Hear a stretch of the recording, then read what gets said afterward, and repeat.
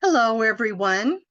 Welcome to Adventures in Dolls. My name is Karen Allen, and I am your host from UFDC. Thanks so much for joining us today. Our program is by Rebekah Kaufman. She is the absolute authority on Steiff, and we have part one of Steiff Bears.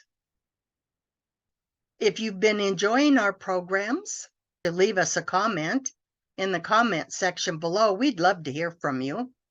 And please like and subscribe.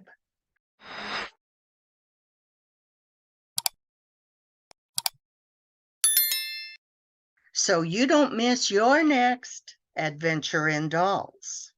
And now, Steiff Bears Part 1.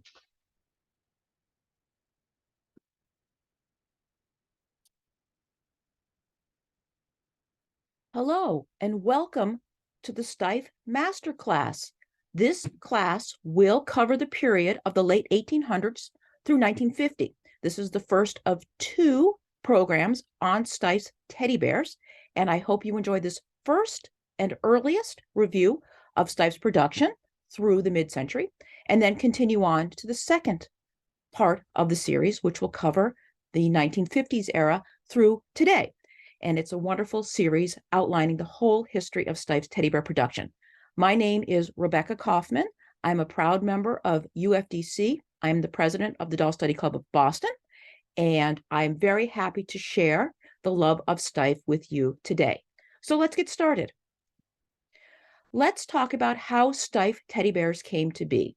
They actually were the idea of Richard Steiff. Richard Steiff was Margaretta Steiff, the founder's nephew.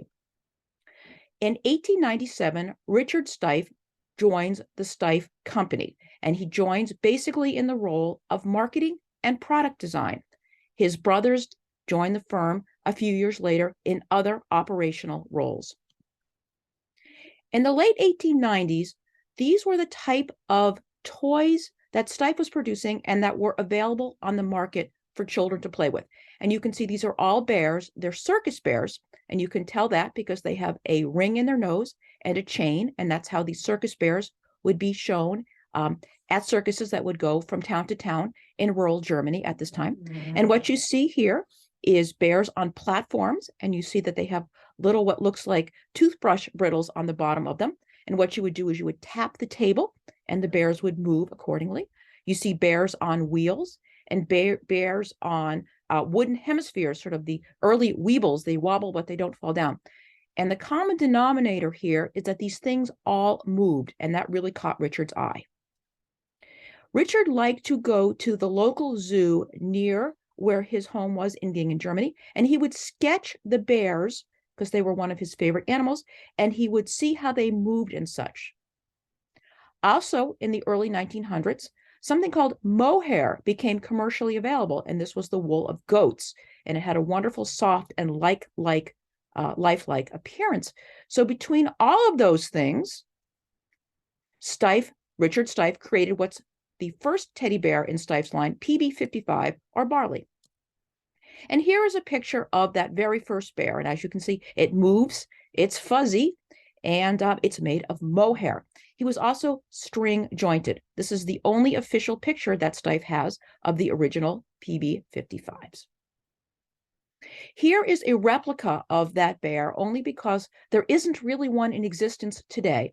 And as you can see, the bear was very big, he's very heavy, and he has a wonderful cinnamon coloring to him. Here are some key features of this earliest Steiff bear. And the picture you see here on the left is an animated replica of this bear, which greets visitors at the Steiff Museum and tells a little bit of the history. So that's what a peek into the Steiff Museum in Gingen, Germany looks like in one of the rooms. So PB55 PB was 55 centimeters standing. He was plush and movable, and that's what those P and B are short for. He was made from long reddish-brown mohair. He was 5 ways jointed with string. He had boot button eyes and a gutta percha nose, and he was very heavily and solidly stuffed with excelsior. He was made to look like a real bear, like the bears that Richard saw in the zoo. It was not really a playful toy. He debuted at the 1903 Leipzig Spring Fair, and here you can see him on the left dancing with another string-jointed item, a monkey. And this is a wonderful, very early shot of the Steiff product line. And you can also see all the doll lovers out there, a wonderful selection of Steiff's earliest felt and velvet dolls of the era, most of them being quite masculine, and also a few other items in the line, including rabbits and dogs and pincushions and such. So attending the 1903 fair was a representative from the George Borgfeld Company. And many of you are familiar with Borgfeld.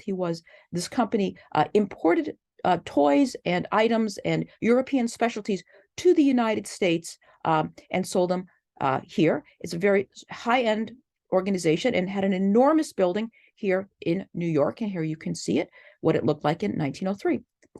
And the person who came from the George Borgfeld Company was a man named Hermann Berg.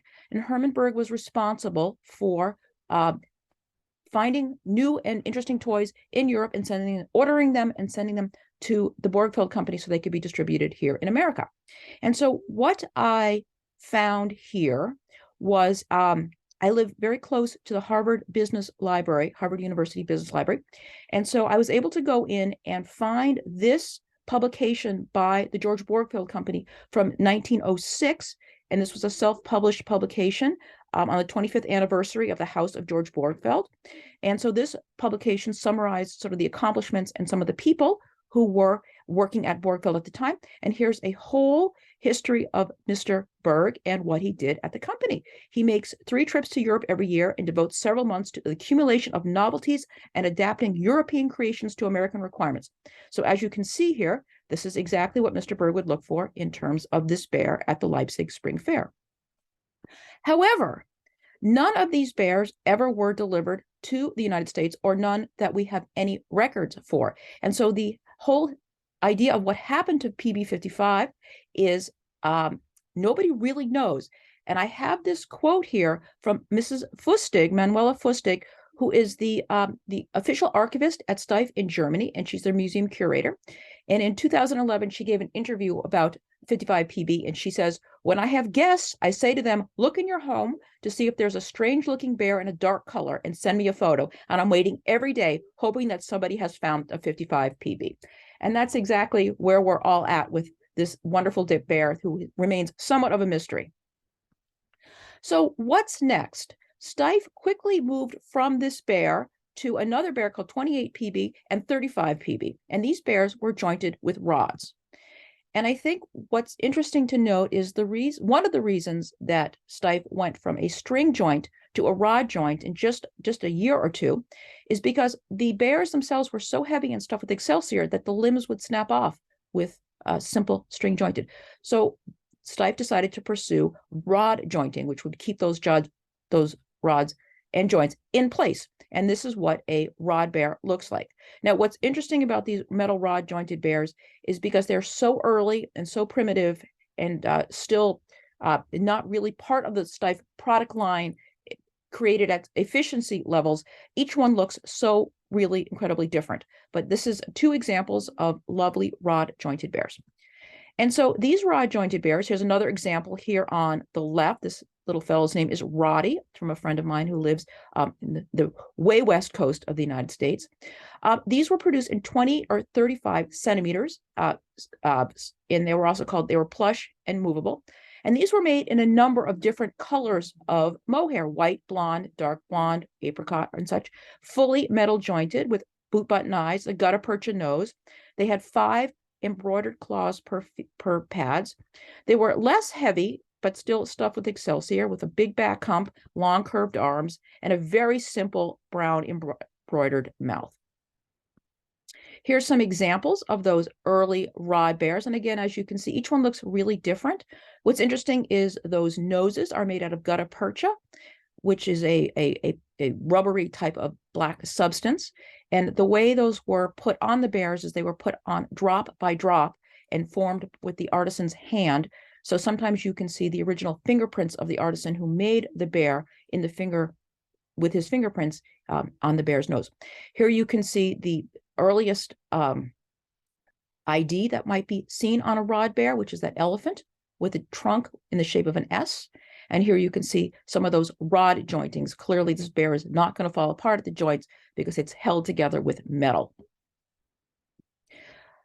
Next, we have what Steiff's products started to evolve really much more to look like teddy bears. And this is the next series of Steiff Bears. And if you look at the difference between 1904, which were the rod bears, and 1905, what a difference a year makes. And here on the left, you can see a rod bear, and on the right, a disc jointed bear. And these are two bears that I handled at auction for one of my employers. So the rod bear on the left and the disc jointed bear on the right, you can really start to see those teddy bear look and feel coming out starting in 1905. So in 1905 through 1919, the disc jointed bear. And the way this worked was there was a cardboard disc in the arms and the legs connected to the torso with a metal rod. These were made in a large number of sizes in 14 centimeters from 70 to 80 centimeters. They were made in all sorts of different colors of mohair, fully disc jointed. They had black boot button eyes from 1905 through about 1910. Starting around 1910, you're going to start to see glass or glass pupil eyes. And that's one way to help date the bears. They have embroidered noses and mouths and a trimmed muzzle area. And after 1906, they had 4 embroidered claws per pad.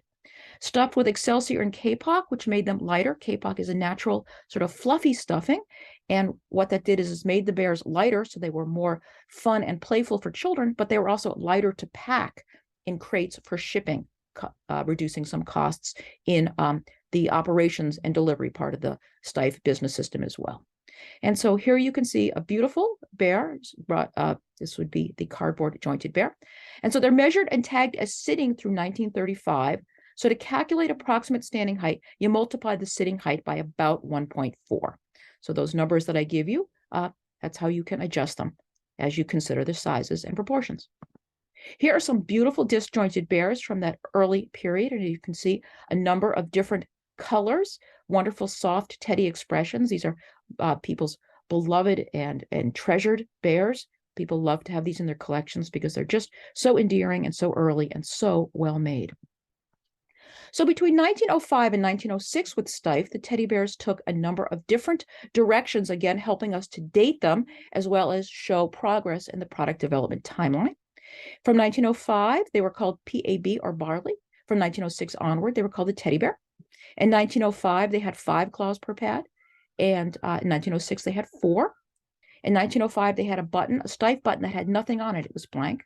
From 1906, a trailing F Steiff button, meaning the last F in the word Steiff descended below the button and the name and was quite distinctive.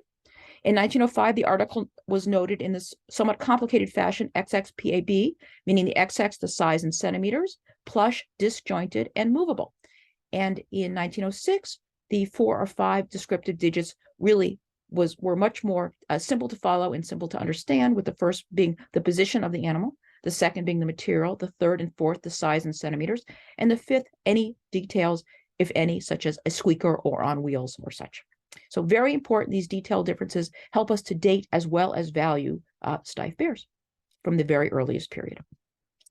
And why did they go from the word barley or PAB to teddy bear? Well, many of you are familiar with this wonderful cartoon by Clifford Berriman, drawing the line in Mississippi, where President Teddy Roosevelt would not shoot a bear cub on a hunting trip, and became quite famous for this. And the teddy bear production really took off around this time, and the bears were named after him with his permission. Although in a note he wrote, he said, "I can't understand what my name would add any value to this product, but you are welcome to use it as the teddy bear." So the earliest bear novelties, so in addition to these regular standard line bears that Steiff would make at the turn of last century, they created a number of very interesting novelties. And this one is probably the best well-known and probably the most sought after and has the most collector and financial value. This is called the Black Titanic Mourning Bear. And these were made in 1912 to honor the victims of the sinking of the Titanic. It's a black bear because he was dressed for mourning, with red around the eyes, like he was crying. That's red felt insert behind the eyes. Just a hair over 600 of these bears were made, and they're extraordinarily rare, and they regularly trade hands in the very big 5-figure numbers.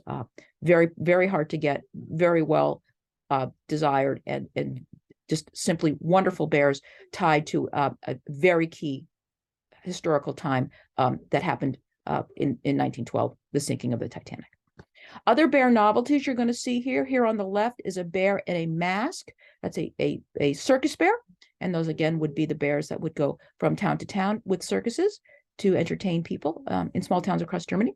You would see this hand puppet called a punch puppet. That's a punch teddy. This bear here is with a ball-shaped body, is a giant, a tumbling type of bear. He would tip and turn, but not fall down. And the bear that you see on the lower right is called a record teddy. That's a teddy bear on a little cart, a 4-wheeled cart. And when you pull that along, his arms pump back and forth and the cart moves along. It's a really sweet and wonderful novelty. And these all came about because the teddy bear produced by Steiff was becoming so popular and the company was growing and needed new products to fill the catalog pages. Here's a wonderful business card or mailer from 1912. And I just show this to you because it has those bears that were shown on the previous page, those masked bears from the circus going from town to town. And here's a scene that Steiff set up around 1912, showing those bears going town to town and the visitors looking at these wonderful visitors and the circus that has visited their community. Here's a print advertisement from about 1913, and you can see these wonderful teddy bear right here in the middle holding what's called a mosaic ball. And Steiff created these mosaic balls out of scraps. Steiff never let a scrap of fabric go to waste, and what you see there is a bear made out of a ball made out of numerous colors of mohair that were cut from pieces of leftovers from other production and sewn together into this soccer-like ball, which looks beautiful, posed with Steiff animals across the eras and generations. So let's move quickly to the 1920s. We call them the Roaring 20s, and that's for a good reason. This is a picture from the Steiff catalog from about 1928, which really captures the beautiful colors and era and playfulness of the Steiff teddy bears at this time. And they're also playing with those mosaic balls, which you can see here in full color. So Richard Steiff has moved from Germany to America to grow the American market and to create new opportunities for Steiff based on his observations of what people are buying and interested in and the toy culture and American culture.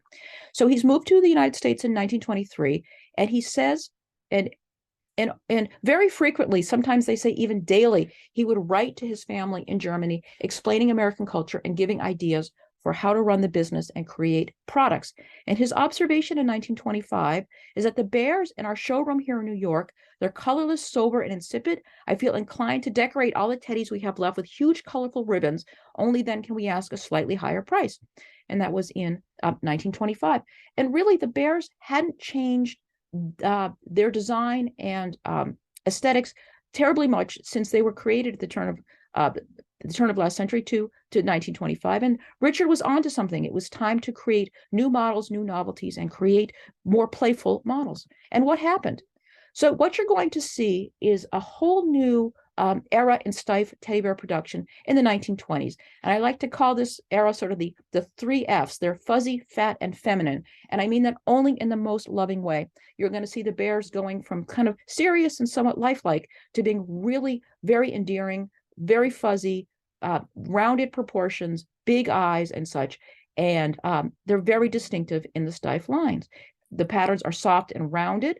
You're going to see much longer mohair and colorful new mohair options. Lots of detailing. You're going to see ribbons and collars and such. You're going to see a great influx of novelties.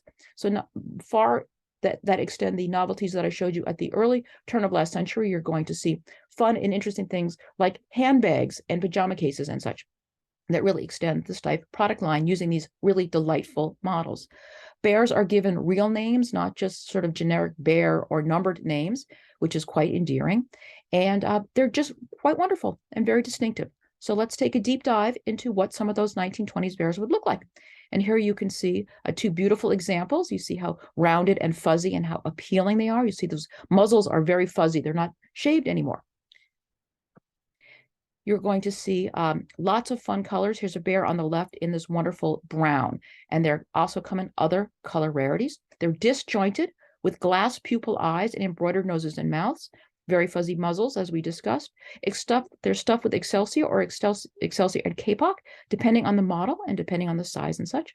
And what you're going to see is the back hump is becoming less prominent because we're moving towards a more traditional, loving, endearing, soft look as opposed to more rigid and angular in these bears of this era. Here's some more teddy bears of this era, these traditional bears, and you can see their prominent button and red ear tags, which is indicate of the 1920s and early 1930s, but very soft, very feminine, toddler-esque and such. Taking on Richard Steiff's guidelines to create more soft and feminine and colorful bears, the first bear to do so appear in the line was Steiff's Teddy Rose, which appeared from 1925 through 1930. And this bear is really sweet, very lovely, very adorable, very feminine. And you can see these lovely oversized eyes and great coloring. And why she's called Teddy Rose, clearly, she was produced in this lovely rose color, but also in a yellow color. And this beautiful bear was produced in 5 sizes from 23 to 36 centimeters, and again, made in pink or gold mohair. She had a brown embroidered nose, mouth, and claws, and very interesting, these oversized eyes, which give her face a much more youthful look, very childlike and such.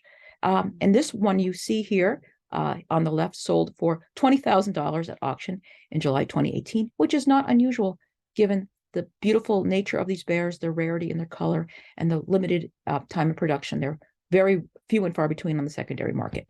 And this bear from the catalog is the basis of the Teddy Clown. And the Teddy Clown is the next bear, one of the bears that we're going to discuss. This is Happy from 1926 through 1927. And Happy is known for his wonderful tipped mohair, very similar in design to Teddy Rose with the big eyes and the childlike presentation. Very chunky, very sweet, beautiful, long, curved arms, very endearing look and feel. Happy was purchased by the Volpe family at Sotheby's in London in 1989 at £50,000 as a wedding anniversary present, which was a tremendous amount of money at the time, and Happy became an international sensation. The underbidder was the British royal family, who I'm sure didn't want to lose, but here you go. That makes for a very interesting story. It's bear here. You can see him at Sotheby's on the podium.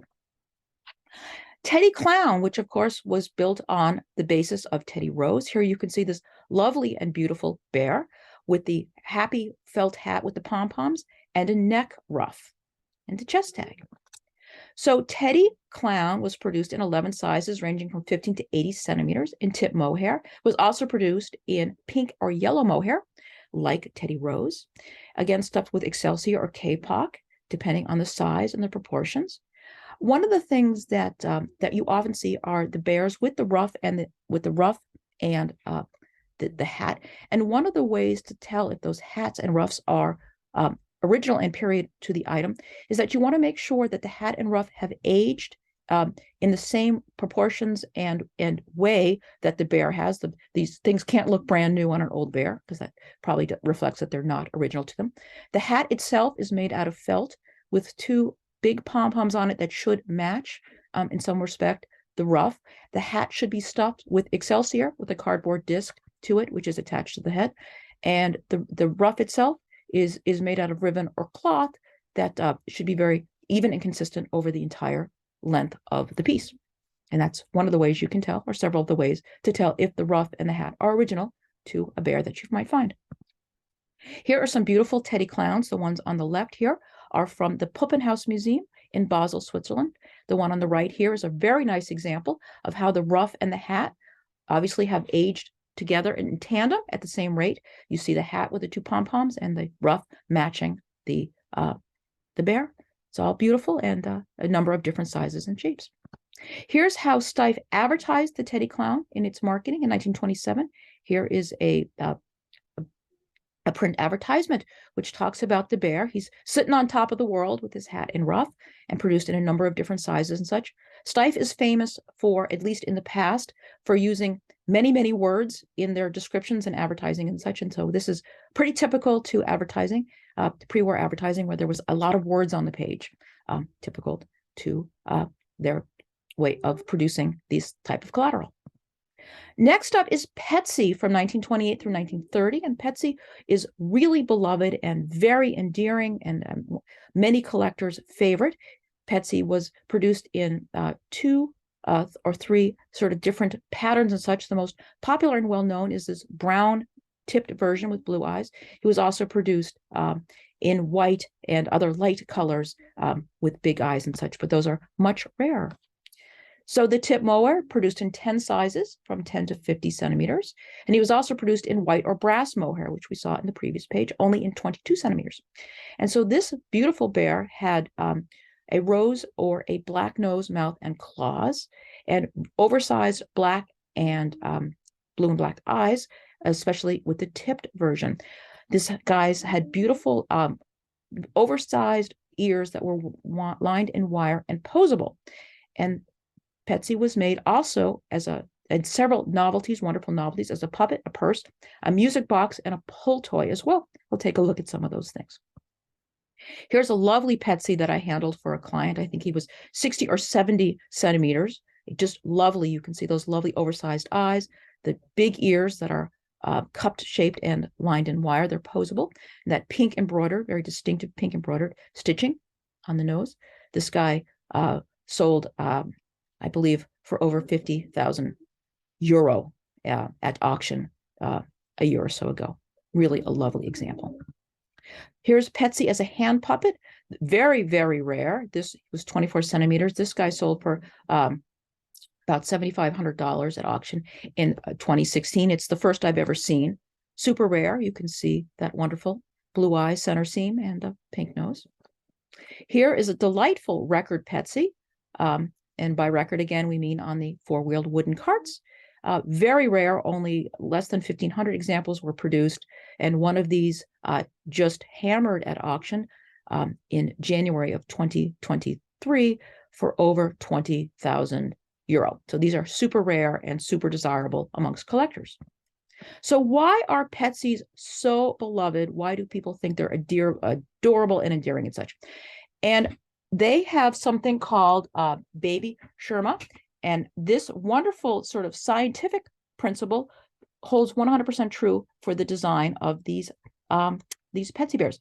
So it is a scientific and proven and written fact that adults find certain configurations of body proportions of animals, children, and inanimate objects simply irresistible. From an evolutionary perspective, this reflects the universal need to care for youngsters. And seeing cute things releases dopamine, a feel-good brain chemical. So you look at these Petsy's and you really, you smile, you laugh, they make you feel good. They're just simply adorable. And why is that? Well, according to scientists, cute features include a wide, prominent forehead, a proportionally large, round, symmetrical head, big eyes placed low on the face, soft textures, and rounded body and features. And if you look at this Petsy that's not in great condition, but really you can see the detailing of the face, he checks all these boxes. And especially you can see the prominent center seam, which is featured on Petsy bears, which even more puts a spotlight on how symmetrical the face and such really are. So this is a perfectly scientifically designed teddy bear that is made to have you fall in love with it. And really, when you think about it, all the things that are adorable, that make you smile and laugh and such, all have this wonderful scientific principle to them. Here is a puppy with those wonderful big eyes placed low on the forehead and such. And of course, Baby Yoda. Everyone loves Baby Yoda, who is perfectly to scale of the scientific principle. So that's why I think people just love Petsy. And Petsy was marketed sort of, here you can see him below Teddy Clown. Just a little picture of him. This is what I could find in the catalog advertising Petsy. Maybe he didn't need a lot of advertising because he was so successful, but I couldn't tell you why there's not more advertising for Petsy, but he's certainly, that makes up more for it now than ever because he's so popular at auction and generates such high prices. Next, we're going to talk about Teddy Baby, another 1920s era novelty. And here you can see some pre-war examples of this delightful pattern. Teddy Baby features. These were made from teeny tiny 7 centimeters giant to 65 centimeters. These came in a number of different materials over time, mohair or wool plush, depending on the era in which it was made. These had felt feet or linen feet. The linen feet generally were in the later, towards the late 30s, early 40s, when felt was a little bit rarer because of war rationing. These came in white, brown, pink, yellow, and maize. They also came in open and closed mouth. Some had teeth. They also had the oversized brown and black eyes, which was typical again of the period. Downturned paws. So their hands were sort of very sweet and childlike and downturned. Flat feet lined in cardboard, designed for standing. The dark bears had red collars, bells, and the light bears had the blue collars and bells. It's another way to check if the collar is original. The bear is dark, it should have a red collar. If it's light, it should have a blue collar. And these also were made in a number of different novelties, including puppets, PJ bags, dolls, roly-polies, and pull toys. Here's some delightful pre-war teddy babies. You can see the open and closed mouth versions. The one in the center started out life brown, but sort of faded over time, which is a lovely feature of this mohair. He has a tipped look to him. Very, very pretty, very beautiful. Here's some teddy baby advertising. This is a print ad that was produced in 1929, advertising the closed mouth wool plush teddy babies. Very beautiful and produced in a number of different sizes. One of the things that Steiff's print ads generally did was show the animals or the items interacting with each other. And here it looks like these guys are having a conversation of some sort and somebody is standing guard. But very typical print advertising. And again, a lot of words and some beautiful pictures. Now let's talk about the 30s to the early 1940s, which, as you can probably imagine, were not the finest times at Steiff, given the geopolitical situation going on in Germany, across Europe, and actually across the world. Very few new patterns were introduced.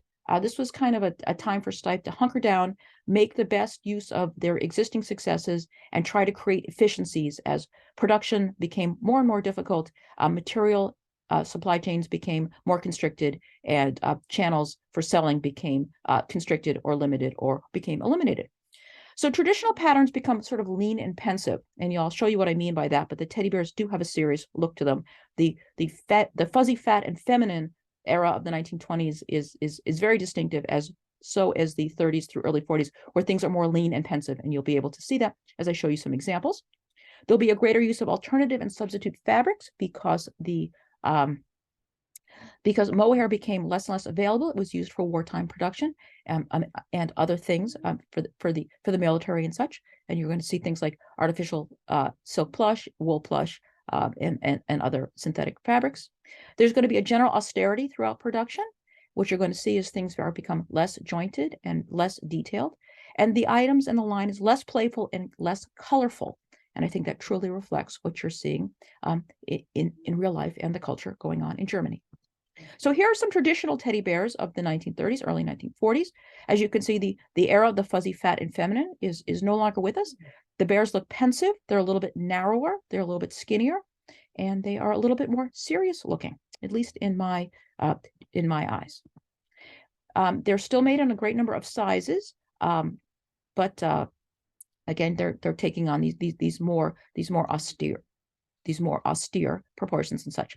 And what you're going to see is bears from this time might have felt pads, or they might have linen pads. The felt was not available when these bears were under production. The glass pupil eyes are now proportional. You've gone from oversized eyes to regular size eyes, again, taking away some of that childlike look. And you're going to see an even reduced back hump, and the everything is becoming sort of, again, a little bit more austere and long curved limbs. Here are some traditional bears from that era. Again, a little serious looking, a little bit more austere. Here you can see a catalog page from 1938, 1939, which is showing the teddy bear line and the teddy baby line together. Interesting, this is in black and white and not in color as it has been in the past in some respects. Again, lots of words, lots of dimensions and such. And you can see the full range of sizes. What's fun to see is how these bears translate, how they scale up or down in size, and they do a pretty good job. Both the teddy babies and the traditional bears look adorable, tiny, and look very impressive, large. Here is Dicky, and Dicky is one of the very few patterns that was introduced in from 1930s onward. And Dicky was produced in a number of different configurations. He was produced in 12 sizes, and he had either a mohair or wool plush body. His pads are very interesting. You see his pads here are made out of velvet, and they're stenciled. And I think the reason Steiff did that is because it gave the bear a somewhat high-end look, although velvet was available and mohair was not, and stenciling makes them look high-end, although it's a very inexpensive treatment. So basically, what these bears were a model that was created for efficiencies. They are adorable, they're very endearing, they have Steiff quality and such, but they are produced in a way, the material is cut out in a way, assembled in a way, and uses steps that have efficiencies to them. So he was considered what they called a cheap model, even though cheap doesn't mean inexpensive or sleazy or anything like that. It just means it was produced with efficiencies and able to price at a lower price point because less materials and less labor were involved. But here you can see Dickie. So Dickie was made with these velvet pads. He was also produced with felt pads when it was available. He was also produced here, as you can see on the right, as a snap Dickie. What's interesting is that at this period when Steiff was producing their products, they sort of went in two directions. They went on a very high-end direction to capture that small remaining elite market. They went on a low end to produce less expensive items for the majority of the market that had less money and less resources. Dickie was produced sort of at an interesting intersection, because here you can see Dickie, the Snap Dickie from 1933, a very, very elite product. So this was Dickie, but he had special jointing, which allowed him to hold very unusual positions with his body, and you could open his mouth and it would stay open, and his hands and feet would open and close as well, so he could hold things in his hands and feet and take on funny positions as well. So that's the very high-end Dickie, and of course the Dickie on the left, a very low-end Dickie, but still very adorable, very endearing. Both models are loved and coveted by collectors. Also in the 1930s and 1940s, Steiff made a very few novelties, and these were also based on basic standard products of the era with a little twist to them. Like the Snap Dickie, Steiff also created a snap jointed circus bear. And here you can see this lovely fellow, and his arms and legs also opened, snapped with very interesting jointing, allowing him to take wonderful positions. And he also was a tail moves head model, meaning you could twist his tail and his head would move to the left and right. And here also on the right is a tail moves head bear. He was made in a number of different sizes. You would twist his tail and his head would move. And both of these products were of the high-end direction that Steiff was creating at this period. But these things were very few and far between. And these things today are very rare. They were produced as novelties, so they were played with as children. Very few were produced, and very few remain today. So these are very interesting for collectors. Another bear novelty that's sort of on the lower end of this period were these wonderful bears that were designed as dolls. And what Steiff did was take a popular design, the head of a popular design, for instance, they're bears in this case. They also did this with rabbits and dogs and a few other things. And they produced these heads on a very generic, unjointed body that was made out of an inexpensive linen material. And they put wool plush or mohair on just the hands and the feet. The body was made out of a simple, inexpensive material. The head was jointed. They produced these items in 3 different sizes and put them in up to 9 or 10 different outfits. So by doing a very simple sort of switch where you could change the head and you could change the body, Steiff was able to produce a great number of items for their catalog at this very difficult time using a very simple model. A nice head, 3 different bodies, and 9 or 10 different outfits. And that really filled a number of catalog pages without having to do too much work or import too many products or export too many products at the same time. So these wonderful items, you can see here, this bear here on the left is the 22 centimeter version of this. This bear you can see on the left, and his counterpart on the right is what he looked like in the catalog. And you would order these specifically. You would say which head you wanted, which body, and which outfit, and order those accordingly. And this was a wonderful product of sort of the World War II era that was the best and the worst of times, and in the most endearing way. So the early 1940s through 1948, As you can imagine, this was a really, really tough time at Steiff, and Steiff did everything they could to get themselves back up and running after the conclusion of World War II. Now, World War I and World War II are very specific times in Steiff production and are a lecture all unto themselves. And I'm happy to work with your club on talking about that, but it's really a 2 or 3 hour talk on what happened during that time. But sort of fast forwarding to about 1946, this was one of the very first items produced post-World War II. This was a silk plush and rayon teddy baby doll. This was the teddy baby pattern that people loved, produced in silk plush, artificial silk plush, with it's almost like a stockinette body. It feels like a woman's stocking, stuffed with excelsior. And the bear itself was wearing a dress made out of a very inexpensive sort of rayon-like material. This is a very odd product for Steiff. These were only produced and available for purchase by American soldiers at the PXs. So that's where these all originated. And these were so rare and so unusual. There is no report in any Steiff catalog of them, because Steiff was doing everything they could to produce something to sell, to start bringing money back into the factory for rebuilding it, as well as getting their name back out onto the worldwide scene, that they were a vibrant toy company ready to provide toys for the world after World War II. So a very unusual item, and very unusual to find still in one piece, given how given the fragility of the materials they were produced from. So that's what I have for you. That's the Steiff production through 1950s. I want to thank you, and Teddy hugs to you for sitting through this. There is a version 2, which will talk about a lecture part 2, which will talk about Steiff's production from the 1950s through today. I hope you find that on our YouTube channel, and I look forward to answering any Steiff questions that you might have. Here's how you can get in touch with me. I'm happy to answer any Steiff questions about your collection, or where your bear or other item might fit into the Steiff history of product development and such. And as always, it takes a village to create anything of interest and substance. And here are some of the wonderful people and sources and companies that provided photos, sources, inspiration, and images for this talk. So thank you very much.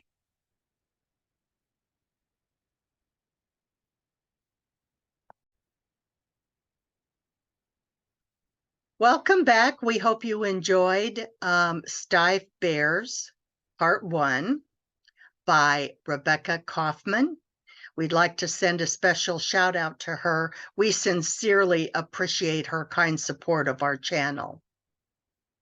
If you're not already a member of UFDC, but you thought you might like to become one, but you didn't know if you wanted to join a doll club, well, I want you to know that we have online clubs, and we also have memberships at large where you don't belong to a club. So membership is $43 a year. If you are thinking about joining, go to ufdc.org and sign up.